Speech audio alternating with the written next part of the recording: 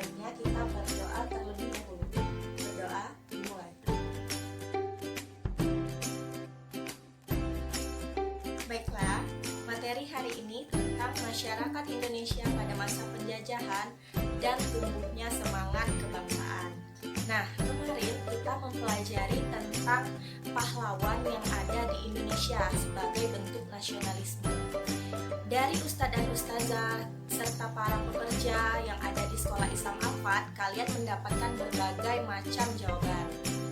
Nah, untuk itu, ustazah ingin kalian menonton video berikut ini. Siapa sih yang nggak tahu kalau hari ini adalah Hari Kartini?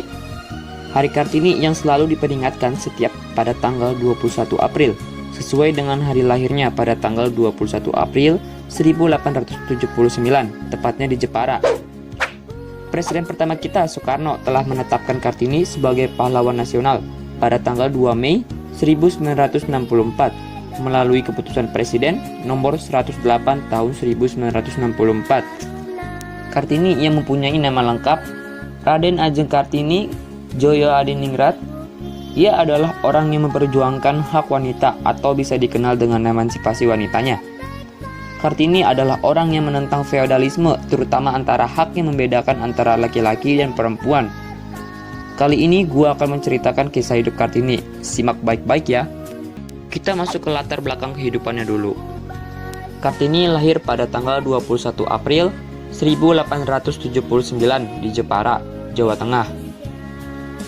Dialah satu-satunya tokoh pahlawan nasional yang diperingati hari lahirnya. Sejak kecil kita sudah mengenal sosoknya melalui lagu Ibu Kita Kartini. Kartini lahir pada zaman penjajahan Belanda. Dia merupakan keturunan bangsawan dari seorang ayah yang bernama Raden Mas Adipati Aryo Sosrodiningrat, yang pada saat itu merupakan calon Bupati Jepara. Ibunya bernama Mas Ayu Ngasiroh, berasal dari kalangan masyarakat biasa. Dikarenakan peraturan Belanda yang mengharuskan bupati beristri dengan seorang bangsawan, maka ayah Kartini menikah lagi dengan keturunan bangsawan Madura, yaitu Raden Ajeng Urjan. Dikarenakan adat istiadat, sejak kecil Kartini sudah terbiasa melihat ketidakadilan yang terjadi antara kaum perempuan dan kaum laki-laki. Yang kedua, masa kecil Kartini. Kartini merupakan generasi pertama yang menerima pendidikan dari Belanda.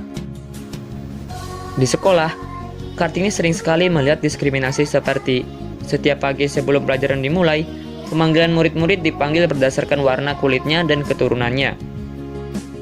Kartini ialah sosok yang mudah bergaul, pandai serta aktif di kelas. Yang ketiga, masa remaja Kartini. Ketika lulus dari SD, Kartini ingin sekali melanjutkan pendidikannya, namun ayahnya melarang. Dengan alasan untuk mematuhi adat istiadat bangsawan Jawa, yaitu harus bersedia menerima lamaran laki-laki tanpa memiliki hak untuk menolak. Sementara berbeda dengan saudara laki-lakinya Kartini, yaitu Raden Sosrokartono. Dia boleh melanjutkan pendidikannya. Sosrokartono sering mengirim buku bacaan kepada Kartini. Dengan semangat Kartini belajar dari buku-buku tersebut, dari buku yang Kartini baca, Kartini secara diam-diam mengajarkan kesetaraan kepada adik-adiknya. Karena hal inilah Kartini merupakan gadis pertama yang menentang adat peradaban Jawa. Sang ayah pun akhirnya membebaskan Kartini dan adik-adiknya. Setelah dibebaskan oleh ayahnya, Kartini membangun sekolah pertama khusus wanita. Yang keempat, kisah pernikahannya. Banyak sekali cibiran masyarakat Jawa terhadap tindakan Kartini ini, hingga pada akhirnya membuat ayah Kartini jatuh sakit. Kartini pun menuruti perintah ayahnya untuk menikah dengan Kanjeng Raden Mas Adipati Aryo Singgi Djoyo Adiningrat yang merupakan Bupati Rembang. Kartini pun menerima lamaran Raden Djoyo Adiningrat ini dengan syarat Kartini bebas membuka dan mengajar di sekolah yang didirikannya. Dalam proses pernikahannya, Kartini tidak menginginkan proses adat Jawa yang melambangkan ketidaksetaraan antara pria dan wanita. Ingkang kaping 3, saya mengharuskan calon suami saya untuk membantu saya mendirikan sekolah buat perempuan dan orang miskin. Djoyo Adiningrat menerima syarat dari Kartini ini dan mereka menikah pada tanggal 12 November 1903.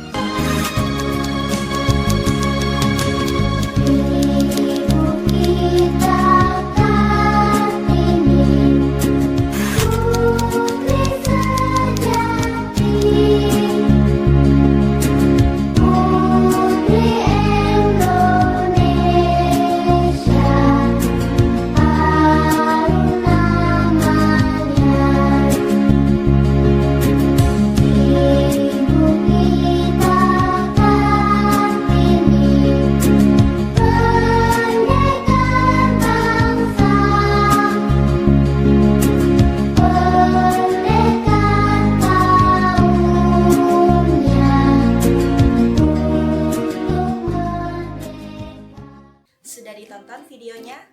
Video tersebut adalah menggambarkan tentang perjuangan seorang Ibu Kartini yang memperjuangkan hak perempuan pada saat itu. Nah, berbagai macam juga perlawanan yang dilakukan oleh daerah-daerah lain tentunya dengan pahlawan-pahlawan yang ada. Salah satunya Cut Nyadin, Jenderal Sudirman, dan lain sebagainya. Karena kalian tadi sudah menonton video tersebut, Ustazah minta untuk kalian membuat tugas tentang salah satu tokoh yang berperan penting dalam perjuangan Indonesia dalam menghadapi penjajahan. Nah, dibuat di buku latihan, nanti dikumpul sama Ustazah. Oke? Baiklah, sekian materi pembelajaran untuk hari ini. Ustazah harap pembelajaran hari ini bermanfaat untuk kita semua. Jangan lupa tetap